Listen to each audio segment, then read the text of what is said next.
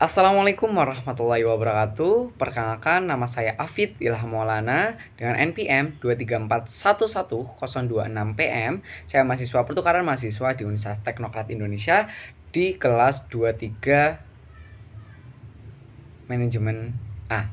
Dan pada kesempatan kali ini saya akan menyampaikan terkait materi Focus Group Discussion. Nah, baik, ada sekitar berapa slide ya yang akan saya sampaikan? Ada 8 slide PPT yang akan saya sampaikan, dan di slide yang pertama yaitu kita akan bahas terkait apa sih itu kunci sukses dalam Focus Group Discussion.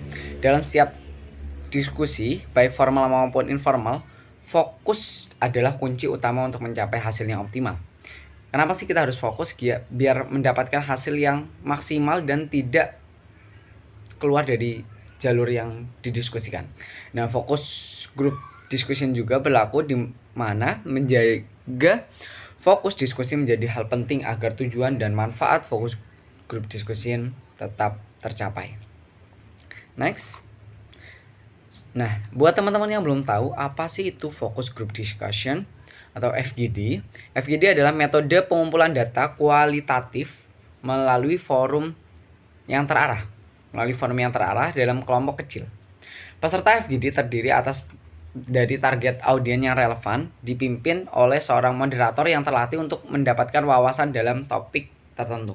Jadi disarankan untuk moderator ini menguasai dari topik tersebut ya, agar bisa mengetahui dan bisa membantu jalannya FGD tersebut. Dan kita juga cek dari audiens rapatnya, sebisa mungkin kita cari audiens yang mumpuni dan ahli dalam tema ataupun yang kita FGD-kan tersebut. Nah, next. Jadi selanjutnya akan saya sampaikan terkait tujuan dan manfaat FGD. Ada 4 tujuan dan manfaat FGD yang akan kita pelajari pada kesempatan kali ini. Yang pertama adalah memahami perspektif target audiens. Yang kedua, mendapatkan umpan balik yang cepat. Yang ketiga, menginformasikan pengambilan keputusan. Dan yang keempat, membangun hubungan dengan pelanggan. Apa sih itu penjabaran dari 4 aspek ini? Yang pertama, memahami perspektif target audiens.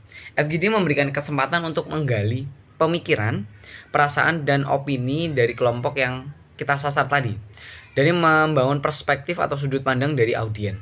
Gimana sih dia sudut pandang dari audiens memiliki perasaan ataupun opini dan pemikiran mereka terkait topik tersebut nanti dicurahkan atau disampaikan. Nah, di FGD juga mendapatkan umpan balik.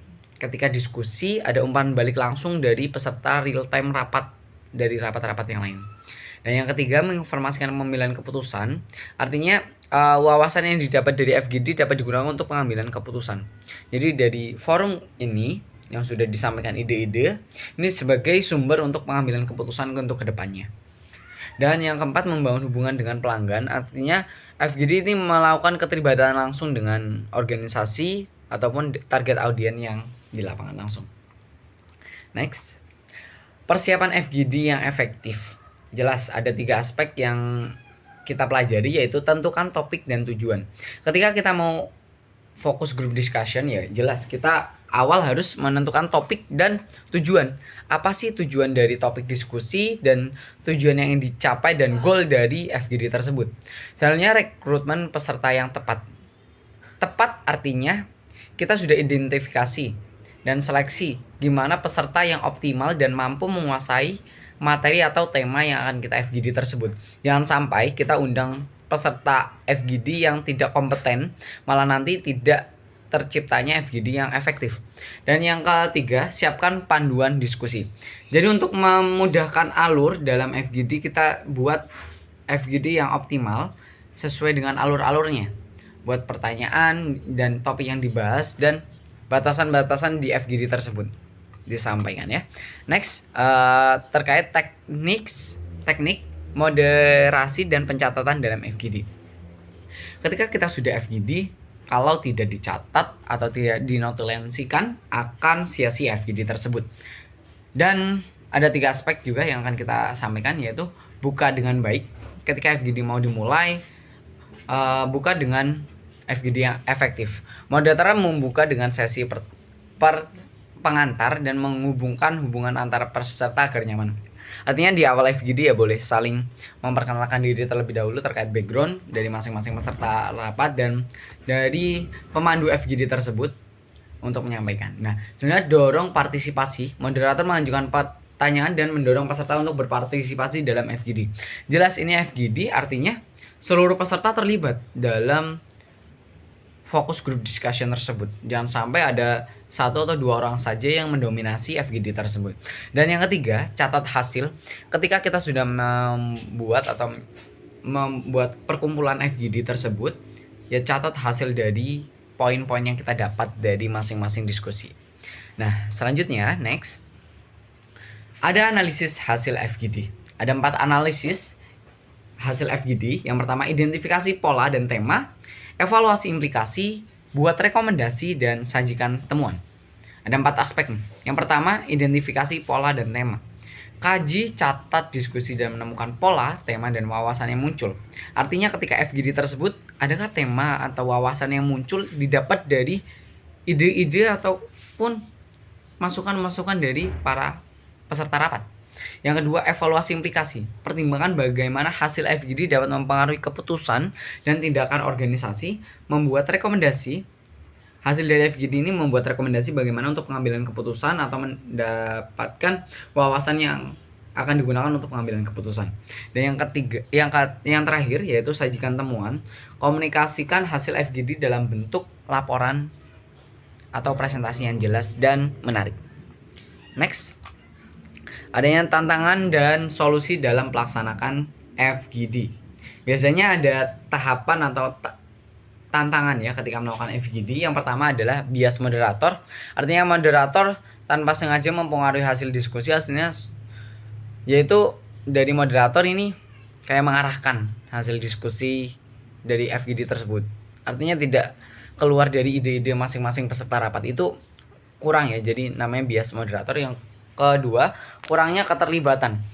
Artinya banyak sekali peserta yang hadir tapi tidak memberikan masukan ataupun kualitas masukannya tidak efektif dan tidak berbobot. Dan yang keempat, analisis yang subjektif. Menghasilkan rekomendasi yang bias, diterapkan metode analisis yang sistematis. Artinya ya, rekomendasi itu dari analisis ini kurang detail ya. Nah, itu juga menjadi tantangan dan beratnya bagaimana dalam FGD.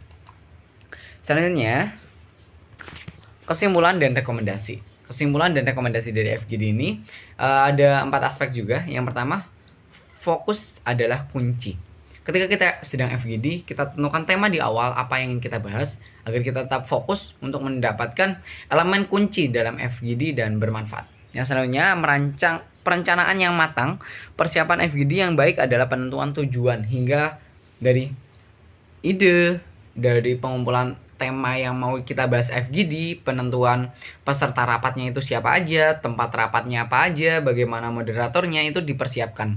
Perancangan yang optimal yang matang ini nanti akan menghasilkan FGD yang efektif. Selanjutnya, kolaborasi tim, kerjasama yang baik antara moderator, pencatat ataupun tim analisis dari FGD tersebut. Dan yang terakhir, analisis komprehensif, analisis yang mendalam terhadap hasil FGD. Dari hasil dari FGD yang udah kita lakukan, kita bahas dan yang akan menghasilkan rekomendasi yang berdampak untuk pengambilan keputusan ke depan. Terima kasih, itu saja dari saya. Saya Afid, pamit undur diri. Terima kasih. Wassalamualaikum warahmatullahi wabarakatuh. Sampai jumpa.